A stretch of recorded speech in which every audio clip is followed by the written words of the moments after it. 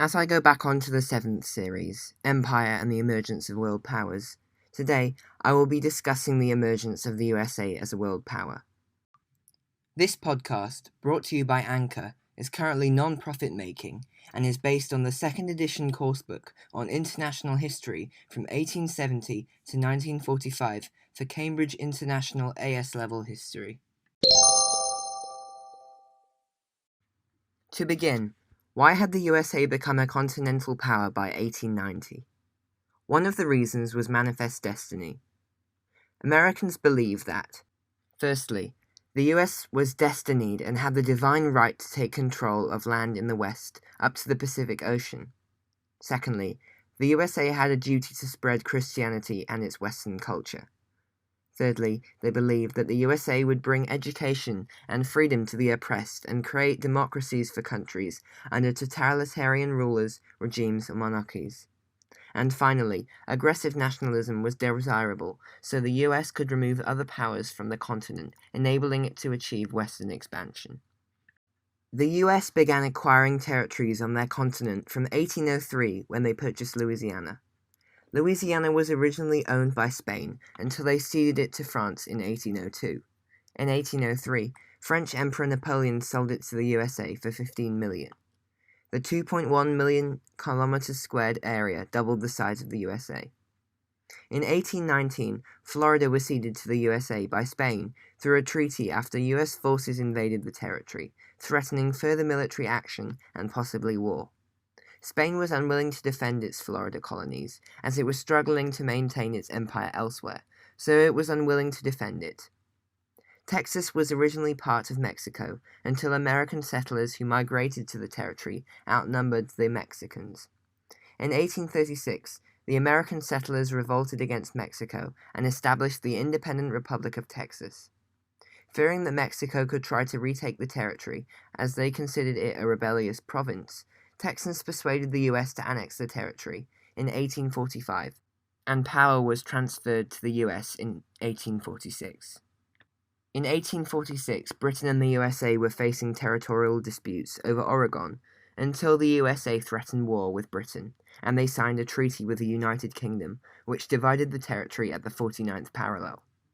In 1848, after Mexico refused to sell California to the US, they provoked a war by sending soldiers into the disputed area on the border.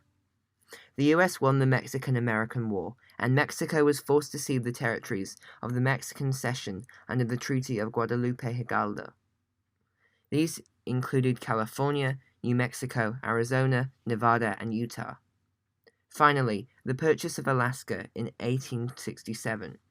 The Russian Empire originally owned Alaska. However, both Russia and the USA feared that the territory would be seized by the British. Therefore, the Russians agreed to sell Alaska to the USA for $7.2 million. Soon, the US settled the western regions of America. They funded the construction of an intercontinental railway from the Atlantic to the Pacific coast, which enabled economic development through transportation of industrial products and materials, and made the West more accessible for further settlement. They provided settlers with cheap land through the Homestead Act of 1862 and subsequent acts to persuade them to settle in the West.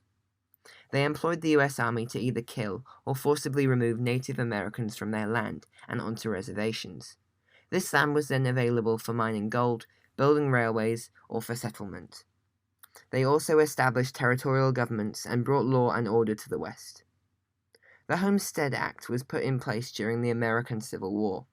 It meant that any adult citizen or intended citizen, provided that they supported the USA in the Civil War and had not previously fought against them, could apply to claim 160 acres of surveyed government land. The only requirement was that they improve the plot by building a dwelling and developing the land. After 5 years on the land, the original applicant would become the free owner of the property, aside from a small registration fee. Ownership of the land could also be achieved after only a 6-month residency, and minor improvements if the applicant paid the government $1.25 per acre. After the Civil War, Union soldiers could deduct the time they had served from the 5-year requirement. By the end of the 19th century, The USA had experienced economic growth, and it was clear to businessmen that to further grow, the US would need to expand internationally to seek trade with overseas nations. In 1870, the US produced 50 million tons of coal. By 1890, this had increased to 262 million tons. The US was now producing more coal than their closest rival, Britain, who produced 219 million tons that year. Furthermore, in 1890, the US produced 13 million tons of steel, which increased from just 380,000 tons in 1875. The US was now producing more steel than their closest rival, Germany, who produced just 6 million tons.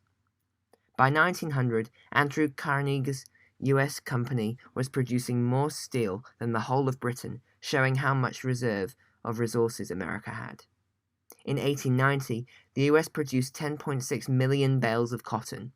They were now producing more cotton than their closest rival, India, who produced 3 million bales. Despite many economic advancements, the US economy continued to suffer because of an unstable banking system, which involved too many small banks giving out bad loans.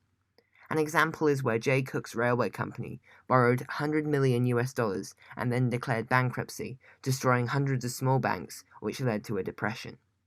So they could maintain and maximize profit, it became clear that businessmen and commercial farmers needed overseas markets, as domestic markets were increasingly unreliable.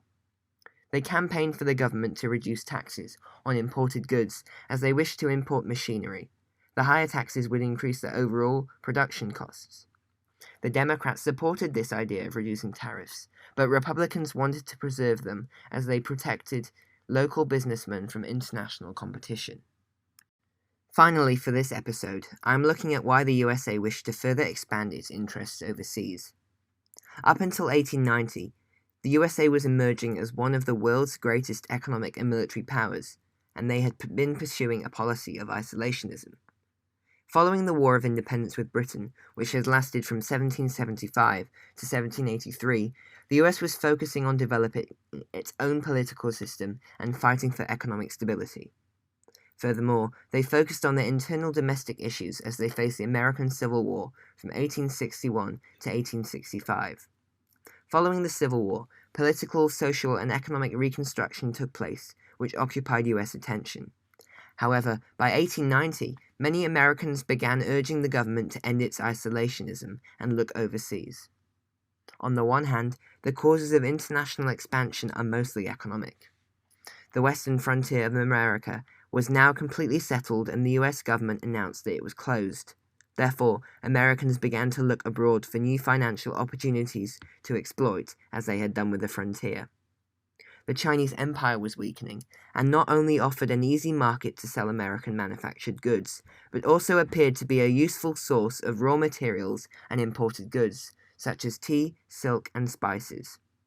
European nations such as Britain and Germany were pursuing economic interests in South America.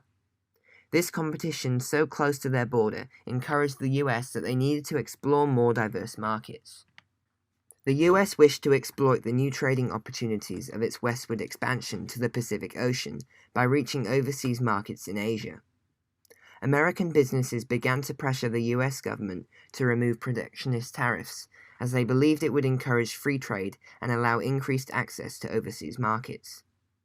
American businessmen believed that the rapid economic growth of the USA had meant that to maintain the growth and continue to rival European powers, the government would need to open new overseas markets for American goods. American investors began looking for new investment opportunities abroad, as by 1880, Wall Street had become the second largest stock exchange in the world. As America experienced an economic downturn in 1893, it became clear to American businesses that continued economic growth was dependent on new access to overseas markets. On the other hand, other motives include: firstly, in 1823, the US announced that the Monroe Doctrine, which stated that any interference in the Americas by European powers would be viewed as an act of aggression. This is due to the fact that the USA was concerned that European powers would try to reconquer their former territories in the Americas. Secondly, in 1890, an influential book called The Influence of Sea Power on History was published by a former US naval officer. It encouraged US presidents to increase the size and strength of the US Navy, as it would enable the US to protect and expand its international interests. This is the end of the podcast. Thank you for listening. Please consider using the links in the description below to leave a voice message for me, leave feedback for me, or visit my website which hosts additional revision material. Depending on which app you are listening to this on, you could also rate and review the podcast. Thank you.